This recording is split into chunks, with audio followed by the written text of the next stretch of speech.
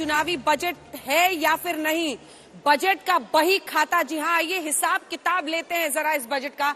इस 1 घंटे में आप ये तय कर पाएंगे इस बहस को सुनकर कि क्या ये बजट बूस्टर डोज वाला बजट साबित हुआ है। अगर आपने भी कोविड वैक्सीन की दोनों डोजेस ले ली है तो क्या जो बूस्टर की उम्मीद अर्थव्यवस्था में कोरोना की मार के बाद हम सोच रहे थे उससे निजात दिला पाई है निर्मला सीतारमण। इस पर हम चर्चा करेंगे। तमाम राजनीतिक मेहमान हमारे साथ जुड़ेंगे।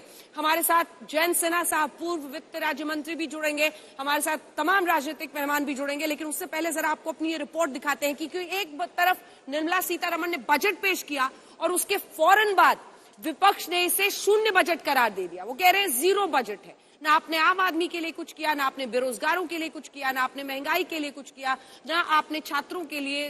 तमाम मुद्दों पर वो सरकार को घेर रहे हैं। वो इसे शून्य बजट कहते हैं। दूसरी तरफ सरकार की तरफ से तमाम नुमाइंदे इसे चौमुखी बजट कह रहे हैं। तो क्या ये चौमुखी बजट है? क्या इसमें लॉन्ग टर्म प्लानिंग है? क्या इसमें वो दूरदर्शिता दिखती है जिससे भारत को विश्व की सबसे तेजी से बढ़ती हुई अर्थव्यवस्था बना पाए हम? इन सब पर हम चर्चा करेंगे, लेकिन पहले ये report. In thermal power plants resulting in carbon dioxide savings of the revised estimate of capital expenditure. Budget आया, क्या लाया? प्रधानमंत्री कहते हैं आपदा के बीच विकास का नया विश्वास लाया और गरीबों का कल्याण लाया। 100 साल की भयंकर आपदा के 100 साल की विकास का नया विश्वास लेकर आया है। ये बजट अर्थव्यवस्था को मजबूती देने के साथ ही सामान्य मानवी के लिए इस बजट का एक महत्वपूर्ण पहलू है गरीब का कल्याण। हर गरीब के पास पक्का घर हो, नल से जल आता हो, उसके पास शौचालय हो, गैस की सुविधा हो, इन सभी पर विशेष ध्यान दिया गया है। वित्त मंत्री निर्मला सीतारमण अपना चौथा बजट पेश करने खड़ी हुई तो आम आदमी को लगा कि महामारी के बाद सरकार उसकी कमाई को बचाने का इंतजाम करेगी, लेकिन निराशा हाथ लगी। सारी उम्मीदों पर पानी फिर गया। कोरोना की मार के बाद टैक्स में राहत नहीं मिली। हमने टैक्स के द्वारा कोई पैसा कमा करके पैंडेमिक के समय जो डिमांड्स एंड चैलेंजेस है हमारे ऊपर, उसको कोई उससे राहत ढूंढने का अटेम्प्ट भी नहीं किया। टैक्स इंक्रीज नहीं हुआ। बजट आया, किसके लिए क्या लाया? सत्ता पर काबिज पार्टी से ये सवाल पूछिए तो किसानों से लेकर गरीबों तक को और छात्रों से लेकर कारोबारियों तक को, यानी सबको कुछ ना कुछ मिला। लेकिन विपक्ष कहता है किसी के लिए कुछ नहीं है। श्री नरेंद्र मोदी जी के नेतृत्व में केंद्र की भारतीय जनता पार्टी की सरकार द्वारा सामाजिक न्याय, समानता, सम्मान और समान अवसर की अवधारणा को चरितार्थ करने वाला बजट है। यह ईज ऑफ लिविंग को बढ़ाने पर जोर देने वाला बजट है। काम पर जाते हुए स्कूटर मोटरसाइकिल में पेट्रोल डलवाते हैं तो वो 100 रुपया पार।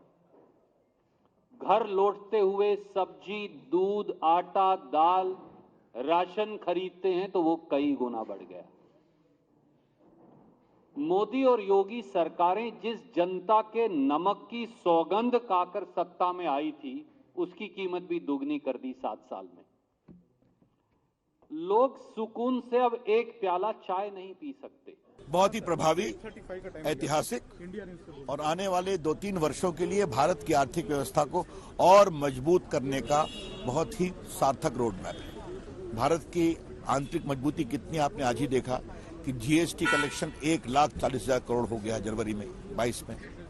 तो ये तो स्पष्ट दिखाई पड़ता है। जब उन्होंने विस्तार से बजट प्रस्तुत किया उससे स्पष्ट हो गया कि जो आम आदमी की दिक्कतें हैं उसका किसी तरीके का समाधान नहीं ढूंढा है। महिलाओं की बात करते हैं पर महिलाओं के लिए कुछ नहीं हुआ है, ना युवा वर्ग के लिए हुआ, ना बुजुर्गों के लिए हुआ है। तो समझ में नहीं आया ये बजट जो पेश हुआ है, ना कोई पॉलिसी निर्देश ऐसा दिखा रहा है कि ग्रोथ स्टोरी को बढ़ाएगा। एक बड़ा सवाल ये भी है कि बजट आया, चुनावी राज्यों के लिए क्या लाया? यूपी की लड़ाई में किसानों की बड़ी भूमिका होती है, लिहाजा किसानों के लिए कुछ बड़े ऐलान किए गए। किसानों के खातों में 2.37 लाख करोड़ रुपए की एमएसपी सीधे ट्रांसफर की जाएगी। केमिकल फ्री नेचुरल फार्मिंग को प्रमोट किया जाएगा। पहले चरण में गंगा किनारे के किसानों की जमीन पर 5 किलोमीटर के कॉरिडोर को चुना जाएगा। एमएसपी के लिए किसानों के उन्नयन और किसानों की आय को दोगुना करने के लक्ष्य को प्राप्त करने के लिए यह जो किसानों की वर्षों से चली आ रही मांग को पूरा करता है और प्रधानमंत्री जी के उस संकल्प को जो 2022 तक किसानों की आमदनी को दोगुना करने के लक्ष्य को उन्होंने रखा था, उसे भी पूरा करता है।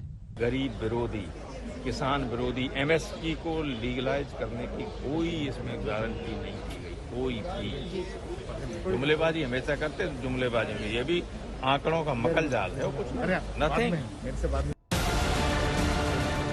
तो क्या बजट के प्रावधानों से यूपी के किसान खुश हैं? हाँ दे रहे, वो बता दो ना, दे कहाँ रहे। हम तो कह रहे कि जो हमारा भाव है वो दे दो, वो तो दे नहीं रहे।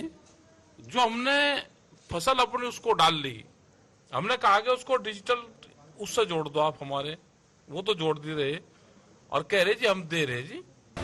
अब की बार बजट की जो सबसे खास बात रही वो है क्रिप्टो करेंसी पर टैक्स।